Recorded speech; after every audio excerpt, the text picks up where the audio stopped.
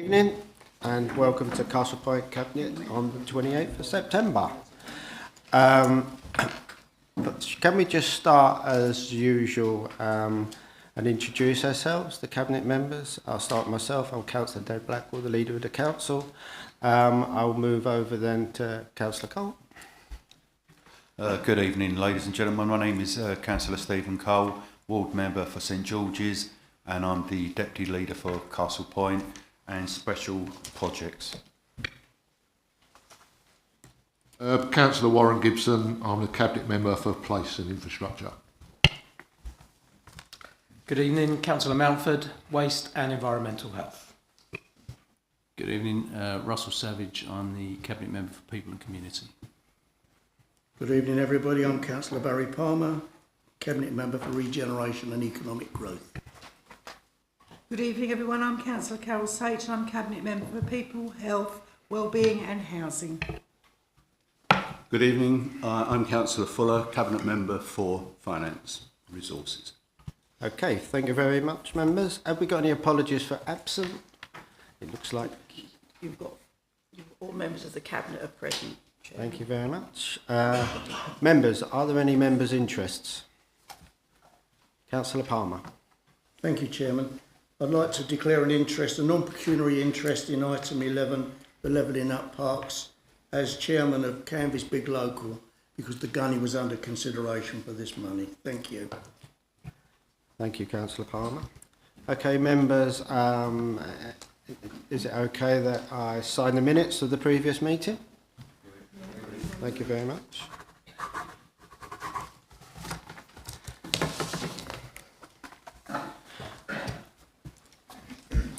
Right, members, we have the following councillors who have put forward their names to ask questions at the meeting tonight, and they are Councillors Anderson, Isaacs, McLean, Skip, Sue Mumford, Chas Mumford, Councillor Hart, Councillor Riley, Jackie and Andrew Thornton and Clive Walter have given notice they may want to ask questions on the agenda tonight.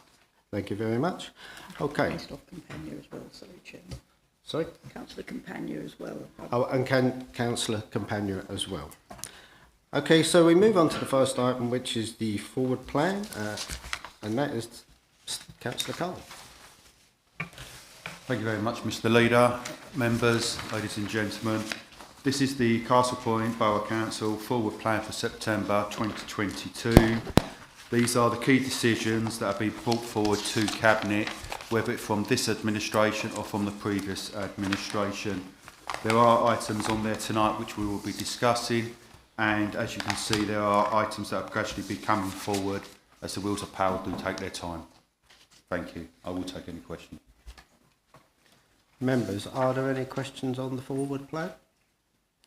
No? No members? Okay, thank you, Councillor Cole. Moving on to item 5. Chairman, before you do that, did you just want to mention that sorry. an item of business that's been deferred to the next meeting? Yeah. Apologies, members. Thanks, Anne. Okay, before we continue, I'd just like to mention that the item regarding the award of the grounds maintenance contract, 12B, is being deferred to October meeting for additional information requested by the Cabinet Member, Warren Gibson. Thank you very much, members. Getting back to the agenda, item 5, Treasury Management, which is Councillor Fuller to introduce. Thank you. Thank you, Chairman. The purpose of the report this evening, the Treasury Management Current Investment Report, the purpose of the report is to update members on the current investments held by the Council as part of its Treasury Management activity, particularly in light of the recent government intervention at Thurrock Council, with whom one of the investments is held. The background to this report is that each year the Audit Committee scrutinise an updated version of the Council's Treasury Management and Investment strategies. Following scrutiny, the strategies are included within the policy framework and budget setting report for approval by Council. The investment strategy sets out the counterparty types which the Council can invest with, along with the limits on value and duration.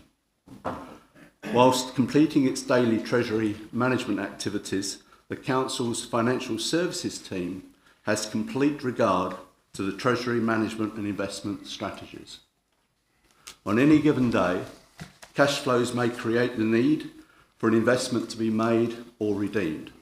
Where investments are to be redeemed, this will typically be at the lowest interest earning investment that has instant availability.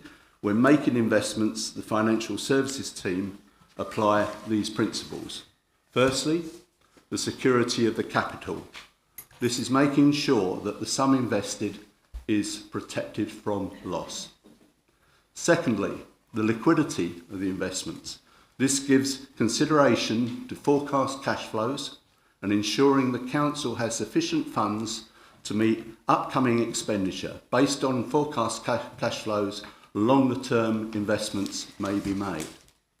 Third, the yield is considered, but only once security and liquidity are achieved, and seeking out the maximum return available within the constraints of the investment strategy. Now, what I want to do is to go through now. It's quite wordy, but it's important, I think, that this is dealt with. We have a number of current investments, and each year within the statement of accounts, the Council lists out the investments held as at the 31st of March. This enables users of the accounts to understand where the Council funds are investment. The investment strategy states that during 2020-23, the Council expects to have investment balances ranging between 34 million and 52 million. And as at the 16th of September 2022, the investments are going to be shown in the table in the report that you have before you, which I shall be reading through. And the yield is not shown, but this is commercially sensitive information. Okay, if we look at these counterparty investments, we'll go through Lloyds Bank current account, 0.3 million invested. There's no end date on that investment. Santander 95-day notice account, $1 million invested. Again, no end date, not applicable. There are term deposits Standard Chartered, 5 million, March 2023 for the end date of that investment. Lloyds Bank Corporate Markets, 4 million, November 2022. Two local authorities, Thurrock Council, 3 million, end date May 2023. Slough Borough Council, 1 million, March 2023. Debt Management Office, investment of 3 investments, 1.6, 6.4, 5 million, end dates October 2022 to November 22. And then the money market funds, Aviva, 5 million, Federated, 5 million, Goldman Sachs, 2.7, Legal and General, 5, Morgan Stanley, 0.9, Slate Street, 5. No applicable end dates on these. These are long-term investments. So we have 50.9 million invested within this range of investments. The average rate of return as of the 16th of September on all of the above investments are aggregated together 1.79% per annum. And the average rate has increased significantly to start the financial year, obviously driven by the Bank of England base rate increases. So investing cash balances does not remove any budget available for delivery of its functions. Cash balances and the Council's budget are two separate and relatively disconnected matters, and the budget is not set simply based on cash that is available. The links between cash investments and the budget are as follows. First, and perhaps most obviously, the Council has to ensure it has sufficient cash available to be able to meet day-to-day expenditure incurred in the delivery of its budgeted functions. Second, the interest received on investments is one of the many income streams alongside grants, taxation, fees, charges, which are an income line within the budget and ultimately contributes towards service delivery. Third, if there is to be a loss on investment, that loss would need to be charged to the budget. Now, Section 6. This deals with Thurrock Council. Members will be aware that on the 2nd of September 2022, the government announced intervention measures at Thurrock Council in response to concerns about the level of financial risk and debt at that council. Essex County Council has been appointed to the role of Commissioner and has control over the financial functions of Thurrock. As can be seen in the previous table, which I referred to, Castle Point has 3 million invested in Thurrock Council due to repayment in 2023. And Castle Point is just one of several councils which have invested with Thurrock, and inter-authority lending is a standard part of Treasury management activity. No council has ever defaulted on its loans. Local authorities are not able to declare themselves insolvent. Government will either issue ministerial directions or directly intervene if necessary. In essence, investments with other councils are ultimately backed by the government. It remains the case that the 3 million investment with Thurrock is viewed as secure and very low risk. There is no ability to recall this investment early, and it is expected that this investment will be repaid in full in May 2023, along obviously with the interest. And Castle Point's investment has no direct links and does not rely or depend on any subsequent use of the cash by Thurrock. Thank you. Thank you, Councillor Fuller. Members of the Cabinet, have we any questions to ask on that agenda item? No? Members, are there any members who want to ask any questions? Okay, first of all, I've got Councillor Isaacs and Councillor Chelmsford. Thank you, Chairman. Can I firstly thank Councillor Fuller for the comprehensive report that he's submitted to us today.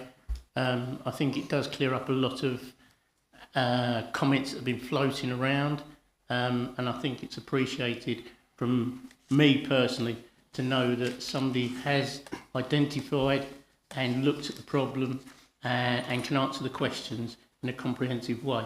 There's no questions to ask. I think everything's been answered by Councillor Fuller in his report, and I thank you for that. Thank you, Councillor. Councillor Mumford. Thank you, Leader. Can I just ask, once again, thank you for this comprehensive report. And I think, as we've seen on social media, a lot of members of the public have been somewhat alarmed and concerned about the activities surrounding this loan. And I think it's basically, local government finance is quite a difficult thing to understand and get your head around. And I think for residents, in particular, to understand the ins and outs of local government finance can be a challenge. So I think this report spells out exactly that this local authority has acted completely within the bounds of how it should relate its financial activity, particularly with regard to the statement of accounts. But just for a bit of clarity, could I just ask, the Treasury Management and Investment Strategy, has this investment been made in line with National Audit Office guidelines for local government? Has it been made in line with the Chartered Institute of Public Finance and Accountancy? And were the final audit accounts, were they audited by Ernst & Young independently? And finally, do we find it strange that a previous chairman of the audit committee doesn't particularly understand how these reports are made and how local government finance works? Thank you. Thank you, Councillor Mumford. I'll answer the second question first, and I'll pass over your first question to Deputy Section 105 Officer to give a comprehensive answer to that. The second question, quite frankly, I've got no comment to make. There is no comment I can make in relation to that question because, quite simply, I don't know. And I don't think it's a question really in a way that does need to be answered particularly. The important thing, and I think as far as this council's concerned and the councils with it, we have to be confident that we do have robust and comprehensive strategy, which is approved by audit, by scrutiny, and subsequently approved by council. This is a policy which is published, it's available to everybody, and there are opportunities in that process of scrutiny and subsequent approval to air and, if you like, exercise any concerns or any. And I would expect that to be done. That's the purpose of scrutiny, and I imagine that each year this comes up, as it's been said, it does come up each year for ratification. Then there will be opportunities there for anybody to be able to make sure that their concerns are heard and dealt with. If I can pass the second question over to Lance Roscoe. Yeah, thank you. National Audit Office and SITFA guidelines are obviously taken into account as part of the Treasury management and investment strategies. I can confirm, therefore, that all the investments we have made are in line with those guidelines. The restrictions or the guidelines they've been issuing recently relate to commercial investments and councils borrowing for a commercial return. I can confirm that it's not activity that this council has undertaken. Thank you, Chairman, and thank you, Councillor Fuller and Lance, for that comprehensive reply. Thank you. Okay, thank you, Councillor Fuller, and thank you everyone for full explanation. I think that's made people sigh with relief that we now understand where we're going. And so, members, do we note that report? Thank you. Okay, then move on to item 6, which is the Council Tax Support Scheme. Councillor Fuller, again, you. Good evening, it's me again. Okay, this is this report. I'm going to. You have the report in front of you. I'm not going to go through it line by line. I'm just going to go through and indicate what I believe the if you like, the most important elements of the report. Okay, the purpose of this report is to request that the Cabinet. Excuse me, I'll just take a glass of water. To request that the Cabinet give approval to undertake a public consultation in relation to changes to the local council tax support scheme, the LCTS scheme, for 2023-2024, and give approval to adopt the consulted scheme subject to formal ratification post-consultation by Ordinary Council. The background information to this report is as follows. The council tax benefit was replaced by the local council tax support scheme, the LCTS scheme, in April 2013, following the 2010 spending review, which introduced localisation of support for council tax and reduction in funding.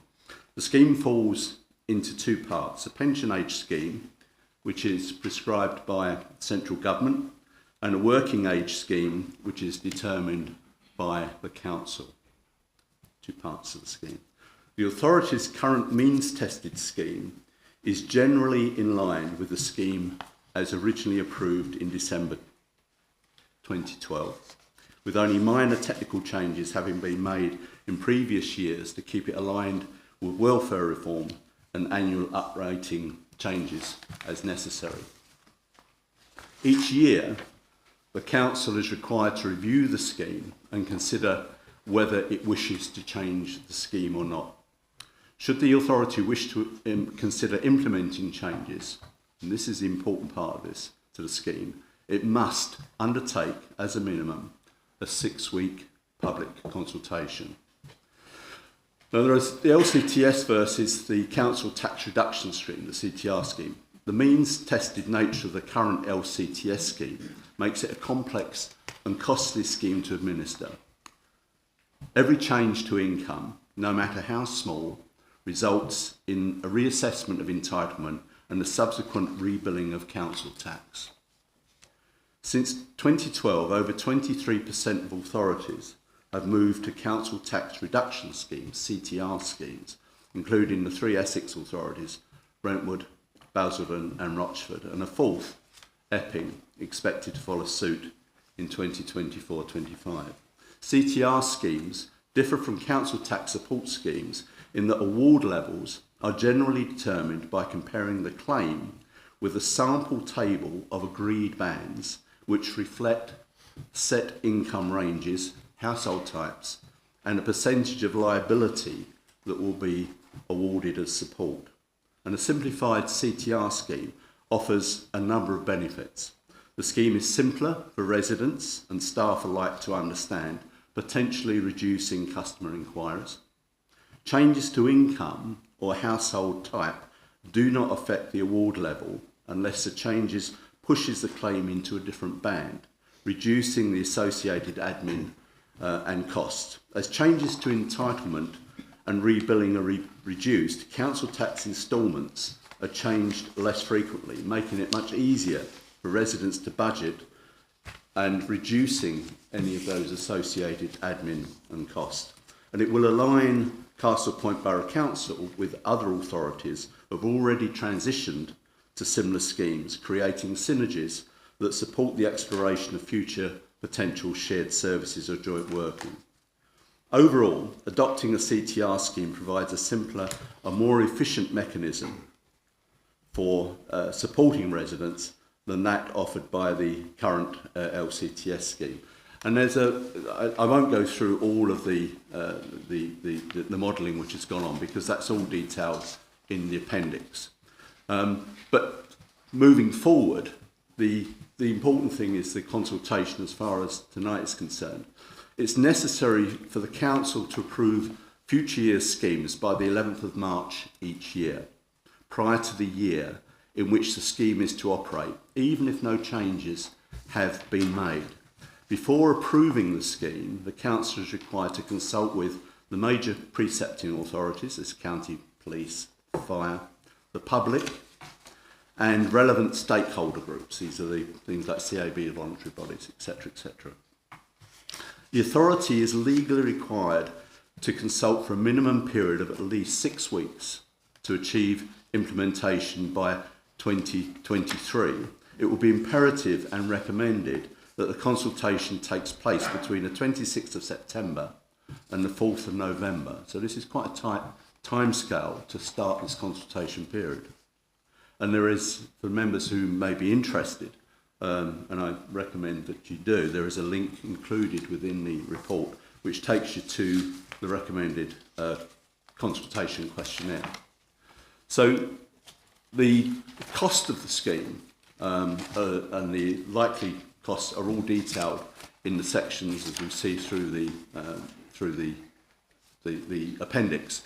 There is there are a number of options which are available depending on how the judgment is made.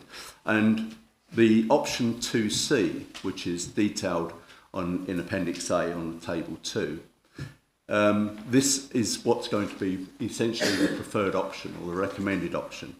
It's got an additional spend of 7,400, but it provides the least negative impact to residents in terms of changes and to levels of entitlement, and contains the most mechanisms to protect children and those with disabilities, and therefore is on that basis that this option is the scheme which is recommended for consultation. Okay, can I say that concludes my delivery of the report? As I said, the information is there in the report if you wish to read it further. Can I just say that I'm grateful to Officer Edwina Masiro for the work that's put into this report and the time it's taken going through it. It's been immensely helpful. But I say I would like to really to just reiterate the fact that, that there is a time scale, and that's why it's been brought to Cabinet for approval tonight prior. So essentially, so that we can get the consultation started and make those steps to adopt the scheme. It will come through to the Ordinary Council for final ratification. Thank you, members. Okay, Councillor Fuller, many thanks for that item. Councillor, members of the Cabinet, have you got any questions? Councillor Palmer. Thank you, Chairman. Councillor Fuller, can I ask, I think the question that the recipients of this currently are going to ask is if this new scheme is introduced, will it affect their benefits? Well, the short answer is that there will be some minor effects on a number of benefits. Some will be slightly more positive, some will be slightly less positive. But in the overall scheme of the things, the scheme is designed, option 2C, it basically provides the least change as far as the recipients are concerned and the overall level of benefits. I don't know if there's anything else you want to add to that, Ellie. Thank you. I would just add to that, Councillor Fuller's response is accurate, that we've modelled the scheme to be as near to the same level of spend as possible under the current scheme. There will naturally be some variances because the mechanism is different in the way it's calculated. But what we are also recommending is that the scheme will also incorporate an exceptional hardship award, which will allow us to smooth out the edges where some people may potentially lose out slightly. Thank you.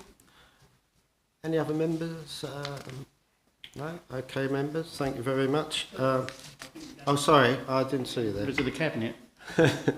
Councillor Isaacs. Thank you, Chairman and Leader of the Council.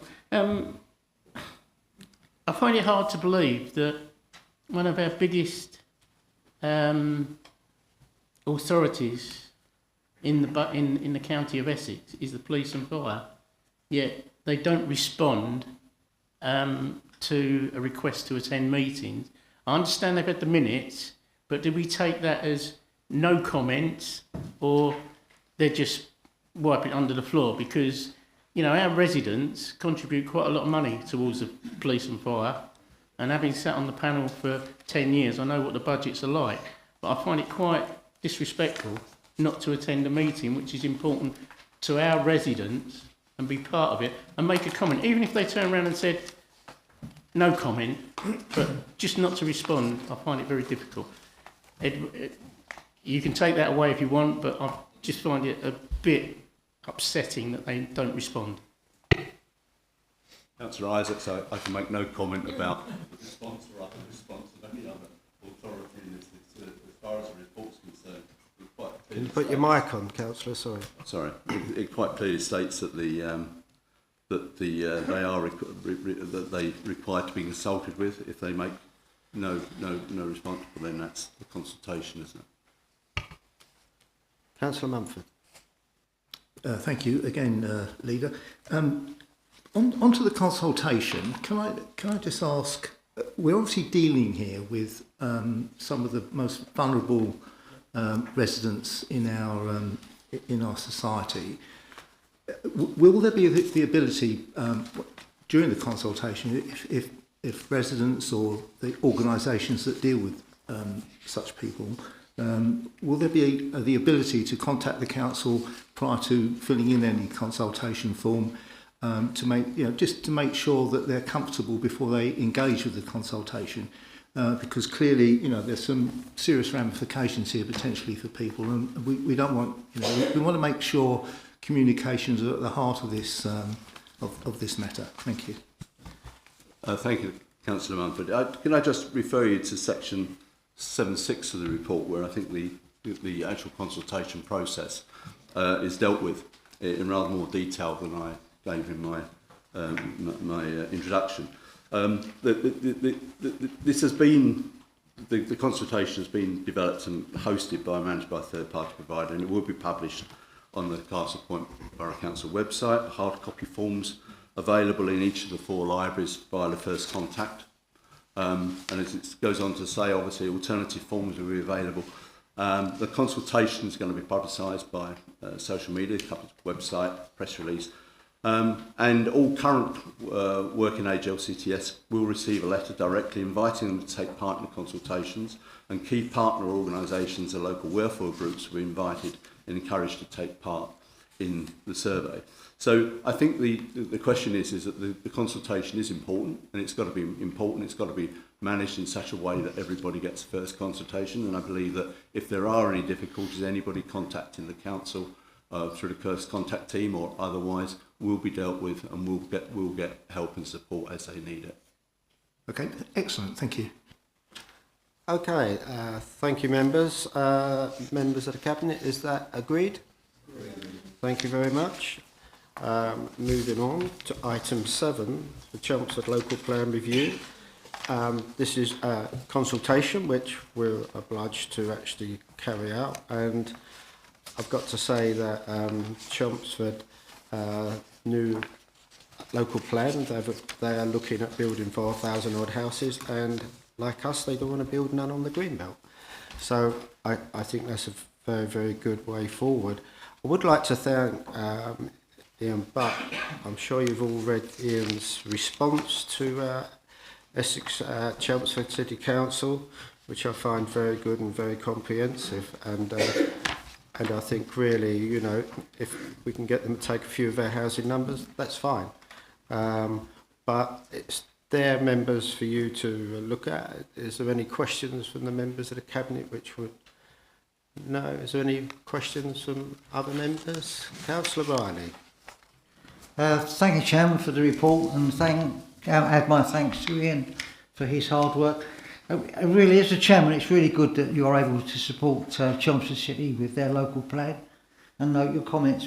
It brings about a question for me: what progress are you making with our local plan and this promise that you made that you would include a cross-party group of members to help to bring our plan forward? I've not heard anything since the last time I asked that question, so I just wondered if you might, if you can't answer this at the moment, perhaps in due time so that we can get things moving in Castle Point. Thank you. And I can answer that question, and the answer is yes, very, very soon. And I can assure all members in this chamber that it will be a cross-party working group, and you know, it's something we've all got to get together on and work out a plan we want, which will be a regeneration-based plan in as many brownfield sites as we can find. And I welcome input, and Councillor Warren Gibson will be leading the role as that, as the strategic planning cabinet member. And I think when that comes forward, we know it's going to be very shortly. So Colin, we spoke to Godfrey about forming this, and it will be put together very quickly. Councillor Anderson. Thank you, Chairman. Who chose Chelmsford Council, and why did we look at Chelmsford Council, please? We didn't choose Chelmsford Council. We was obliged because they come. Some of their plan would have implications for us, especially along the A130 corridor, and so as a duty to cooperate. This is how, on the basis we've done it, and under that, Ian Butt and the team looked at their plan and decided, well, you know, they want to build 4,000 odd houses. We're looking to actually look at brownfield sites, and the way things are going, if Chelmsford wants to build all these houses, perhaps they'll take a few of ours as well. So it's not the fact that we chose Chelmsford, it's a case of that they're one of our neighbours, and under the right to consultation we had to actually be consulted on what they're going to do. I don't know if that is me, is it? Or it's, I don't. Someone's mic is doing my braiding. Yeah. No, I'm just curious. Was it an officer? Was it an officer that made the decision? How did it come about? It was Chelmsford. Perhaps Ian will enlighten you on that. So, councillors, under the terms of the statutory responsibility of duty to cooperate, local authorities need to consult with adjoining boroughs as a matter of course. And as a matter of course, we will, when we are consulted, we will make a response to the consultation. This is a very early stage of Chelmsford's local plan. This is not the final plan. It is an issues and options stage. There's a long way for them to go. There are other plans in preparation within the near vicinity, Southend, well, all the local authorities, in fact. And in the same way that we would consult with them, they consult with us. So it's a matter of course, and we put together responses to those. And in this particular instance, There is an opportunity because Chelmsford Borough Council is actually proposing, potentially in this latest iteration, for more housing than the standard methodology. We're putting in the request. Could that include to accommodate some of our needs in Castle Point and ease the pressure within our borough? Thank you. Councillor Thornton. Yes, our plan is going to go ahead using brownfield land, and when the motion went through, it was to start work immediately. Can you tell me what work has been done on identifying any extra brownfield sites that we've got, please? That work will come forward when the cross-party committee is set up.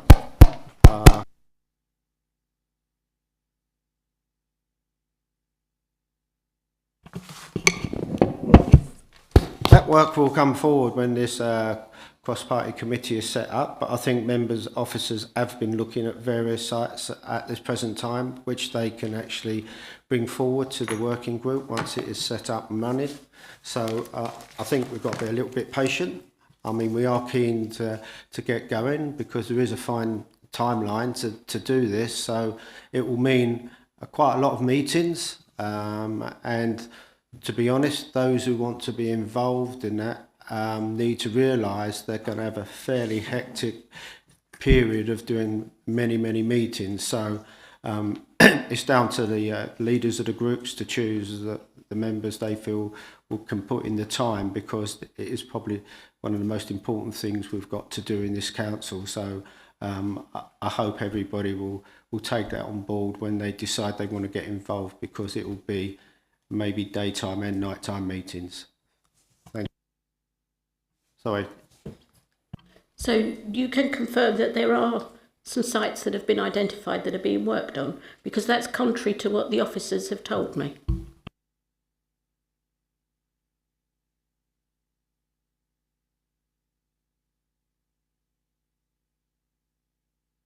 I need to have the ear plug in so I can actually hear you. Could you repeat that?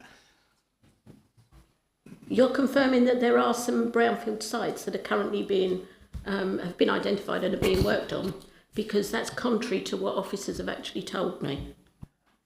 Well, I think Amanda, please.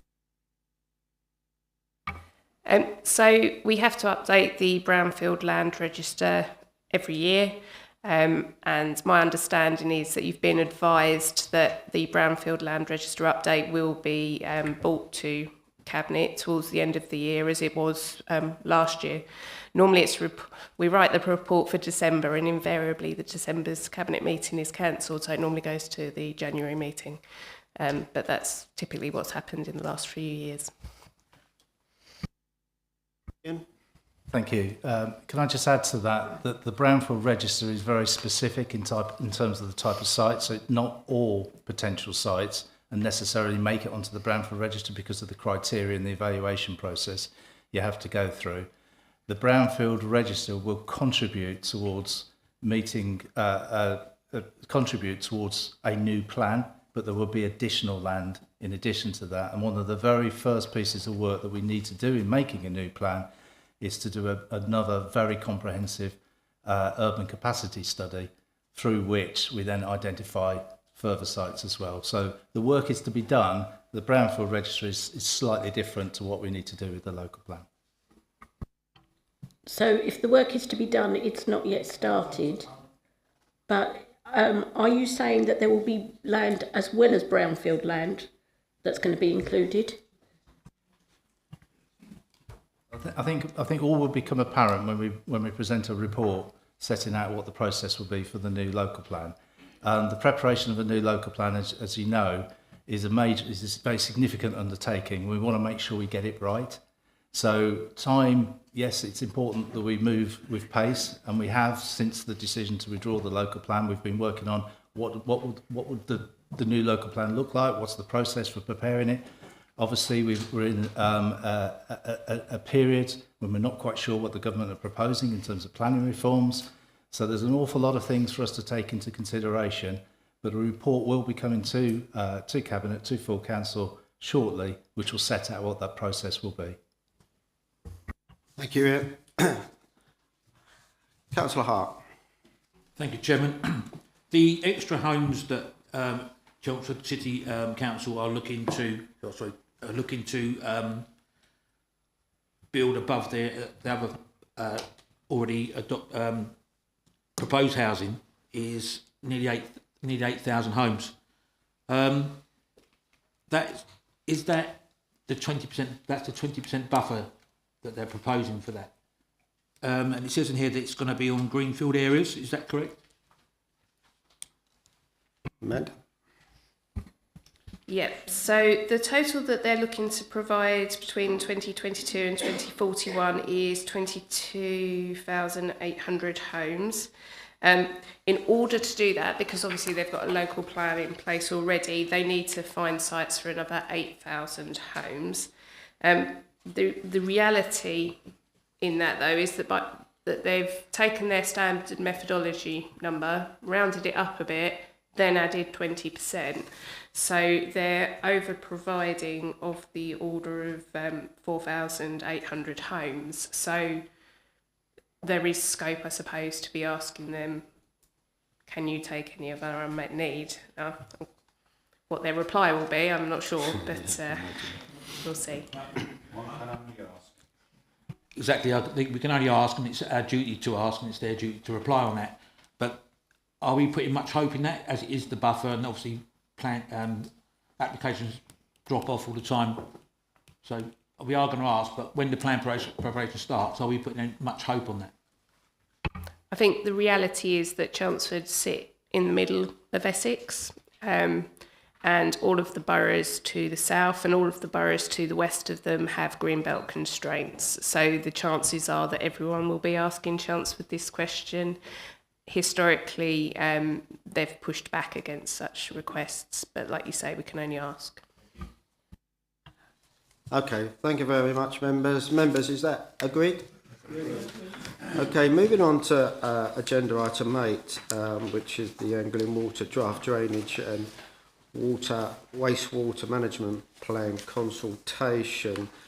I must admit, I wasn't 100% happy, because I've been involved with surface water drainage for a very long time with this report, because basically it lays out that hardly any houses get flooded on Carvey anymore. So it is what it is, but members, what I would like to suggest is, I think surface water flooding is a big issue, not only on Carvey, but also in parts of Benfleet. And it's been a big issue for a number of years. And it's not going to go away. And so what I would suggest we do is, I would like to set up a cross-party flood resilient group, so that we can actually look at the surface water flooding in our area, and it gives us the opportunity maybe then to call some of these agencies in ourselves, Anglian Water, Environment Agency, and Essex. They tend to actually come up with all these policies without consulting local people or local knowledge, and I think it's about time we did something about that. So I would like to tag that onto my recommendations, please. But members, is there any members of the Cabinet, have you got any questions you want to ask for that? No, then members, other members, Councillor Mumford? Were you volunteering to go on the... Yeah, just an observation actually, just to say I think it's very wise to use the standard methodology requirement as a default position for potential current growth, depending on what the government say, because that's put us in the upper quartile there for potential building. Thank you. And I don't think we have enough say in it as a local authority sometimes, and I think we should have a bigger say. I know Rochford do. Rochford have got their flood resilient committee, which I watched the other night online, and it's a good committee, and they call in all the agencies, and I think there's something we should do as a local authority. So is that agreed then, members? Oh, sorry, Councillor Isaac, before we take... Thank you, Chairman. You're talking about cross-party. Can I ask when these meetings are going to be? Because obviously people that work won't be able to be getting time off work. So are they going to be evenings, daytime? And obviously we've got to think about the officer member bit as well. So I think we need to think about it. I think we'll have a party meeting with the leaders and we decide which is convenient, because I can understand what you're saying, but the big problem sometimes is getting these agencies in of a night time when they all work and they go home. So yeah, it's a lot of thought we've got to look at, and we'll have a chat between us to try to decide. 100% agree with you, Chairman, because the Environment Agency, Essex and people like that work during the day. They're not going to want to come. We've had the problems before saying, oh, can you come to an evening meeting and do a presentation? So I agree with you on that, but we'll have a chat about it. Councillor Skip. Yes, so thank you, Leader. I guess this matter will be discussed as part of the cross-party consultation group, but I mean, it mentions in the report about the problems with Canby Lake coping with capacity during the flood event of 2014, and the work's been carried out since then. Are we confident that now that lake is now able to carry its function and cope with any flood events in the future? I did. Sorry, you said something about Canby Lake. Yeah, I'll say it again for you. I'm confident that. I'm sure that this matter will be taken into account with the cross-party group that's looking into this. But the report mentions the failure of Canby Lake to cope with the flood event in 2014, and the work's been carried out since then on that site. Are we confident now that the lake can cope with any future flood events should they occur and carry out its function in that capacity? I think we are. I think we've... Angela, do you want to... Oh. Thank you, Chair. A multi-agency group has been set up to deal specifically with the issues arising from the Canby Lake incident this summer. One of the things that group is looking at is its efficacy as a surface water drainage function. So that is an ongoing conversation in which the Environment Agency and Essex County Council are engaged, and that meeting is due to come back in about a month or so's time. Okay, thank you. All right, thank you. Sorry, Councillor Riley, have you got your hand up? Oh, all right. Councillor Ainsley.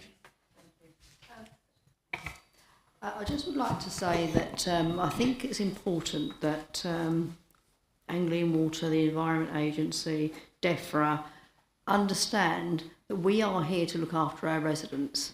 We need to be making sure that they know that they are answerable to us, because we are answerable to our residents. So if we are asking them to come to a meeting, then they must attend. And I think in years gone by, that's not been the case. I think they've been running the show and we've been just going along with it and making excuses why they can't turn up. I think you need to summon them and say, you've got to be here. Thank you. If only it was that easy. We've got no rights or powers to summons anyone to attend to a meeting, I'm afraid. And I think, to be honest, Councillor Ainsley, we have had quite a good relationship with the agencies when we had all the flooding in 2014 and that, we had multi-agency meetings and we had all the experts come in on a regular basis to talk about how to resolve some issues. And I think, they will come in, but as Councillor Isaac said, it's very difficult for them to come over night time. We have to rely on their goodwill to come in. We can't tell them they've got to come in, unfortunately. And so we have to think, well, let's have a good relationship. We want to work with them, and we want them to actually let us know how they're going to resolve some of the flooding issues. And I do respect those councillors who have to work in the daytime and they find it difficult that and probably frustrating that they can't come to meetings they really want to. But sometimes, unfortunately, we can only ask these organisations, will they come in? And we do get them occasionally when they want to come and give us a presentation. They will come in one evening. But we can ask, but the only problem when we ask about evening meetings, you'll get one do it and the others can't make it, and then the meeting never happens because everybody can't make certain dates. So we do our utmost, and I think really best we can do is just ask them whether they will attend the meetings. Councillor Hart. Councillor Ainsley, can you turn? Thank you, Chairman. We do have interaction with the flood authorities. You've taken over the meetings I used to attend, and they are changing with their responses and how they deal with flooding, and not just in Castle Point, but all over the borough and into London as well. And the meetings that I attended and the leader now attends, they are working on these new strategies to help alleviate flooding. But obviously you've got to be careful, water goes a certain way, so if you make it better in one area, it does tend to go somewhere else. So, and that's what they're looking at as well, is to try and make it better for everybody. But it's, as you're right, they don't want to, they're busy doing other stuff, but they should listen to us, and they are listening to us, but we need to talk to them in the right places. Thank you, Chair. Thank you, Councillor Hart. Okay then, members, is that Greg? Oh, Councillor Greg. Thank you very much, Leader. I think it would be a good idea if those authorities were to sometimes attend some of the planning meetings, because 9 times out of 10 we have all sorts of queries on some of those bits and pieces, and also they never seem to answer the questions. We always seem to have no response from them on the planning agenda. Thank you. Thank you. Okay then, members, is that agreed? Agreed. Thank you very much. Okay, moving on now to item 9, which is the Paddocks Community Centre. Angela. Thank you, Chair. Members, the report comes before you this evening because of the need to undertake urgent unbudgeted repairs at the Paddocks, but more than that, it's for the time for the Cabinet to consider the future sustainability of the building and the community functions that it supports. Since the report was published, our insurers have advised that the Council's deductible is adversely affected in the short term, but they would want to understand the Council's plans for its future before making any further underwriting decision. So, members, that's why it's important that the Task and Finish group is set up as quickly as possible and reports as quickly as possible. The role of the Task and Finish group is to quickly identify a list of recommendations that will come back to Cabinet in October, and to work with officers to cost those recommendations so that when Cabinet reconvenes next month, it's able to consolidate that into an action plan for delivery. Members, it's not about finding a solution at this point, it's about setting the route map by which a solution can be reached. And that's why it's a small group with a quick turnaround, and that's why the suggestion is, Chair, that it should be cross-party. The action plan and recommendations which Cabinet decides in October will then set a clear path to finally sorting out the Paddocks and ensuring that the budget is set aside to deliver, and will inform our budget setting process in February. Thank you, Chair. Thank you. Members, any members of the Cabinet want to ask any questions? Councillor Palmer. Thank you, Chair. I think the key to this is to get the health and safety bits done as soon as possible so that we can start hiring the halls back out again and start getting some revenue in, especially as we're coming up to Christmas. Thank you. Okay, thank you. Councillor Hart. Thank you, Chairman. Question for the Chief Executive. You said that the insurance company won't insure it unless the work's done. Is that correct? Councillor, that's not at all what I said. I said that the Council's deductible was adversely affected, and they will want to work with us to continue to understand the underwriting decisions that we make as a consequence of the route map. Thank you very much. Okay, members. Councillor Mumford. Thank you, Leader, and thank you, Angela. First off, just on 4.2, just a use of a word really, it says the general appearance of the building is poor. I think that should be the general condition of the building is poor, to be frank. And looking at the amount of money we're looking at, replacement of fire doors, yeah, obviously absolutely essential. But then we've got like £200 and then for £2,000. I mean, surely this should be part and parcel of an asset management plan for this building. And I think to come to cabinet for a sum that isn't huge. I find that a little bit strange. I think this should be part and parcel of our ongoing how we manage our buildings. The other question is, in the report, we're talking about an investment here of £500,000, I believe. Any idea what the proposal is to spend that on? I think that's an encouraging start, but bearing in mind we've had previous figures for bringing this facility up to scratch of about north of £4 million. This is an encouraging start. So what are we spending this £500,000 on, please? Thank you.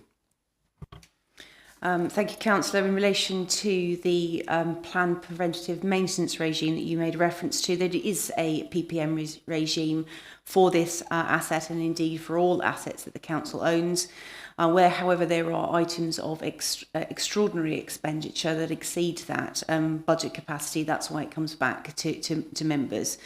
In terms of what the £500,000 consists of, that's a series of additional repairs, etc. And I think, with respect, Chair, that's exactly the kind of information that the Task and Finish Group needs to resolve in terms of understanding the extent to which those repairs should be undertaken and in what order of priority.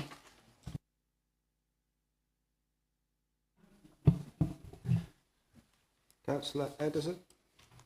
Thank you, Chairman. The previous Borough Council failed to support the upkeep of the Paddocks. That's a fact. Very little's been done. For the past 10 years, I've asked for a regeneration of the Paddocks, with very little being done. Stick and plaster's been put on it, and that's it. Very little. The toilets are in a bad state and they need repairing. That's a health and safety issue. I don't see that on this list here. There exists a petition of 10,000 residents to regenerate the Paddocks. That's what the people of Canvey want. We know what they want. We don't need to ask them. 31,000, yes, it's a good start. It's not enough. My question is, when will the toilets be repaired, please? Thank you, Councillor. Again, that's something for the Task and Finish Group to decide in terms of putting that route map together. I think that's why it's important not to solution at this stage. It's intended to make sure that the members have the right information and that options are costed and brought back to Cabinet with a series of recommendations for what needs to happen next. Thanks for that. I volunteer myself for the Task and Finish Group. Councillor Compagnon. Oh, sorry, I thought you had read. Okay, members. Can I just say this, members, as one or two things I would really like to say, that the Paddocks is a building which on Canvey Island has been there for a number of years, and we're determined to make sure that it becomes a community hub for many years to come. I would also like to say that we are working with the Friends of the Paddocks, as looking at them as a partnership going forward.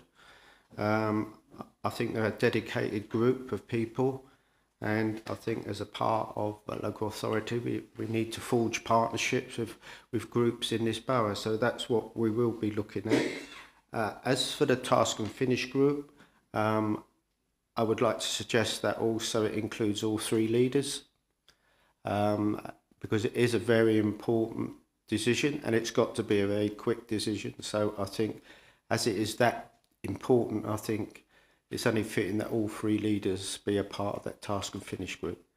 If that's agreed, members? Thank you very much. Okay, moving on. Agenda item 10, the request to lease from Benfleet Football Club. Councillor Carl. Thank you very much, Mr. Leader. The purpose of this report is to consider a request from Benfleet Football Club to lease an area of public land space at Woodside Park. I'm going to explain to you where Woodside Park is, if anyone don't know, top of Manor Road. And then as you enter the park, you're going to have the cricket club. There's a service road that runs round to the right. You go straight down to the bottom to your metal gate. Go through the metal gate, there's a gravel car park and the club's there.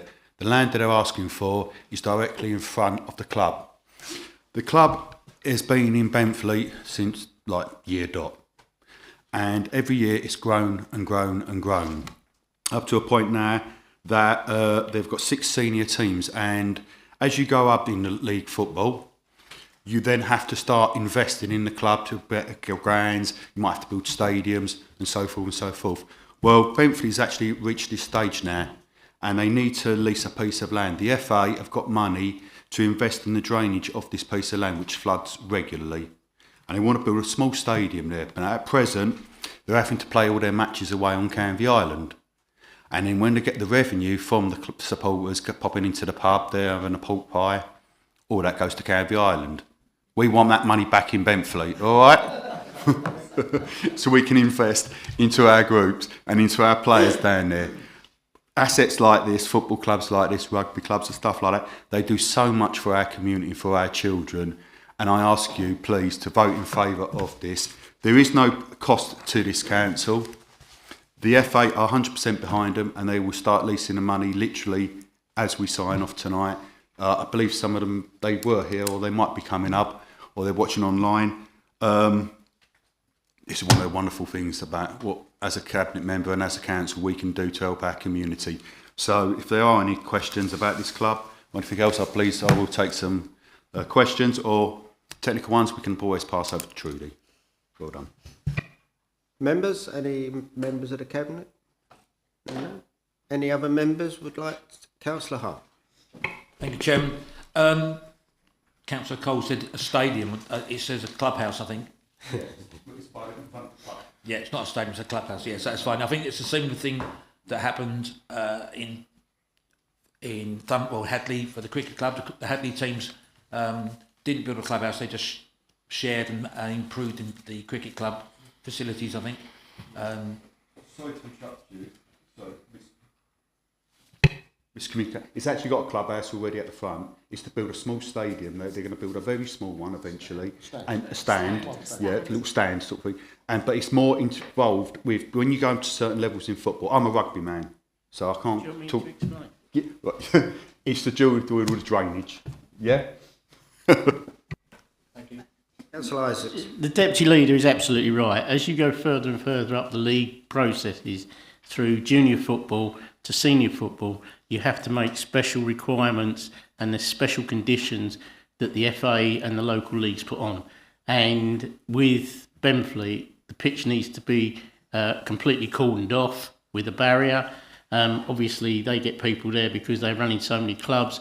When the senior side plays, they would like a stand there in front of the clubhouse, which they actually already have. And the only reason I know that is because as the Deputy Leader said, I would have played there, but I need to declare an interest. But that is to help you out. As you go further and further up the leagues, it's like Concord Rangers have got their own completely cordoned off area because they're the next level up sort of thing. So it's assisting them as a club to enhance what they do within the community, the same as the rugby club do, the same as the cricket clubs do, encouraging youngsters to play the sports to keep them going, and the running clubs.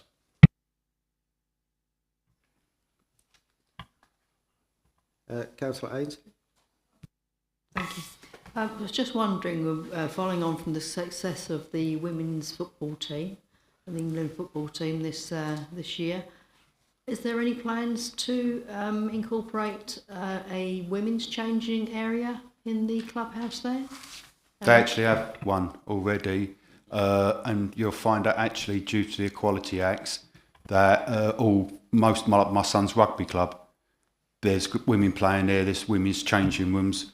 I wouldn't even think they would be allowed to even be in the FA without mixed, or not mixed, but ladies and men's changing rooms or gender neutral changing rooms. Okay, members, I think, I don't think there's anybody who wouldn't want to support an excellent club like this. I think, that's a part of our role as councils to support these clubs going forward. And I've known Benfleet Club for many, many years, and I think it's an excellent idea. So on that note, members, I'd like to move the recommendation. Is that agreed? Agreed. Thank you very much. Item 11 is quite good. A good news story for a change is that I got an email from, I think it's changed now, but the Levelling Up Minister offering us a bit of money of £85,000, which I quickly, quite happily bit his hand off. Trudy's been working on it for us. And the Levelling Up Fund is for areas which are designated as deprived areas, and certain parts of Canby have been identified as deprived areas. And so we've looked at using the money down at Thorney Bay, which is becoming a very popular area now. And this area will be made with some more maybe play equipment, but a part of the scheme is the fact that, you know, we've got to put in more trees around the area and maintenance fund, all within that money. There's a golden opportunity because that is such a large area of greenery that eventually, you know, we could even maybe get a second green flag. We've got one in the borough, but none on Canvey. So I think this is a golden opportunity actually to lift that area and members, and I think it's a great idea. Never turn money down. And I open it up to any Camden members who want to ask any questions. If not, any other members want to ask any questions? No? Well, it's a good news story. So members, is that agreed? Thank you very much. Right, moving on. Item 12, contract matters, update on recent procurement exercises in relation to construction of new housing developments. It's a twin job on this one, Councillor Fuller and Councillor Satch. Thank you, Leader. The purpose of this report is to update Cabinet on the 3 development projects at Cedar Road, Linden Way and Link Road, to advise Cabinet of the increase in the development costs and to seek authority to award the contract and to agree the budget changes. Background. There is a significant shortage of properties for temporary accommodation and ongoing affordable housing in the Castle Point area. Officers have examined suitable brownfield site, and these projects being presented are at Cedar Road, Link Road and Linden Way.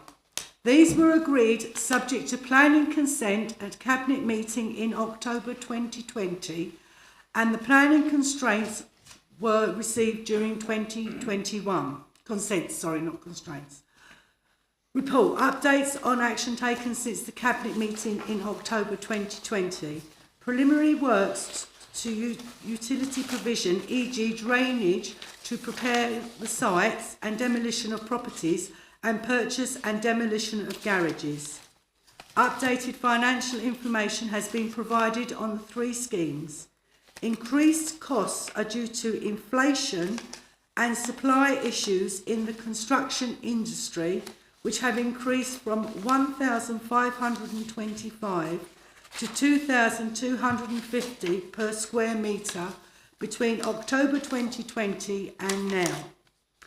Additional financial provision has been added to reflect the volatility in the construction industry and for any variations during construction, for example, changes made during the planning application stage, demolition costs being underestimated. Following evaluation of 2 tenders received, 1 was selected.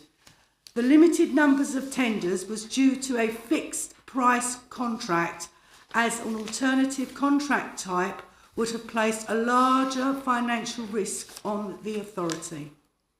Due to the small numbers of properties, past tenders have attracted little more than this. The chosen tender has been compared to indicative market rates, and following comparisons, the tender has come in about 300,000 less. The outcome of the tender evaluation, after taking into account estimates for the completion of associated works, is a total of 3 million for the completion of the project, including 273,000 already incurred to August 2022 for the preparatory work not covered by the contract for approval. This is an increase in overall costs of 946,000, but includes an additional contingency of 238,000 to reflect the uncertainty within the construction sector and the economic situation currently faced by the country in terms of inflation and the cost of goods and services. Revised funding options show increased costs can be met from existing resources and with a reduced revenue contribution. The S106 monies held make up a lot of this additional funding. Also, high right to buy sales have brought in additional resources. Thank you. Thank you. Members, any questions? No? I mean, it is a good news story that we're actually building some social housing, and I think really the council should be applauded for doing so. Councillor Thornton. Yes, thank you, and yes, I agree with that. 4.1 says there's a significant shortage of properties for temporary accommodation and ongoing affordable housing. Now, can you tell us what the latest figures are on that and if it is still rising? Thank you. I'll let the officer answer that. Hello there. I haven't got the latest figures in terms of borough-wide. A lot of that information will be provided by some of our planning professionals. What we know certainly in regards to sort of our housing register and the current people that we have on the waiting list, we have upwards of 600 families currently, individuals currently waiting for homes. So it's quite a significant number of people needing accommodation who this accommodation would be supporting. It's risen significantly, yes, and I think we're all aware that the issues around homelessness may continue to increase, and therefore that register is likely to increase. Okay, thank you, members. Members, is that agreed then? Thank you very much. And coming on now to the final one, which is the Christmas office arrangements. Members, the Cabinet have looked at this, and the Cabinet have decided they don't really want to be Scrooge over Christmas, so we decided that we won't open on the 30th, we'll close over the complete Christmas period. Is that agreed, members? Agreed. Thank you very much. Thank you, everybody. I think there are no other items, and I wish you all a good evening, and thank you for attending. Thank you very much.